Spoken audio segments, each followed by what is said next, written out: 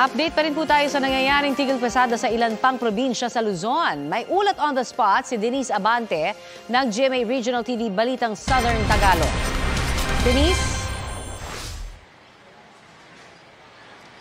Connie, no to jeepney phase out. Yan ang hinaing ng Southern Tagalog Region's Transport Sector Organization o Starter Piston sa kanilang isinasagawang 3 araw na tigil pasada.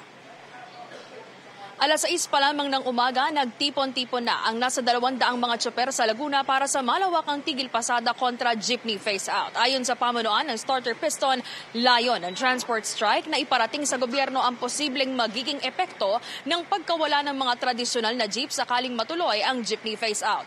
Malaking kawalan daw ito para sa mga tsoper na iisa o dalawa lamang ang pagmamay-aring jeep. Dahil sa tigil pasada, kanselado ang face-to-face classes sa mga lungsod ng Binyan, Calamba, San Pedro, Santa Rosa, Cabuyao at maging sa Los Baños, Laguna.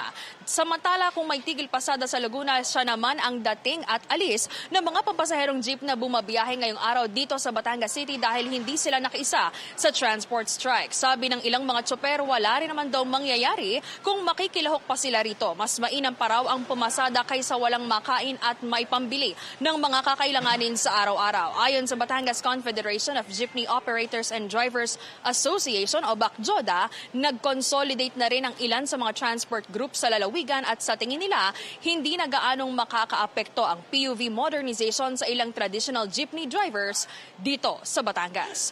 Connie, sa panayam natin kahapon sa starter piston o doon sa mga gumagawa nitong tigil pasada, maaari pa raw ma-extend ang 3 araw na malawakang tigil pasada. Depende yan doon sa simpatsya ng mga drivers na gumagawa nitong tigil pasada sa Laguna. Samantala, nakaantabay naman daw ang LTFRB sa isinasagawang tigil pasada ng mga tsoper ngayong araw.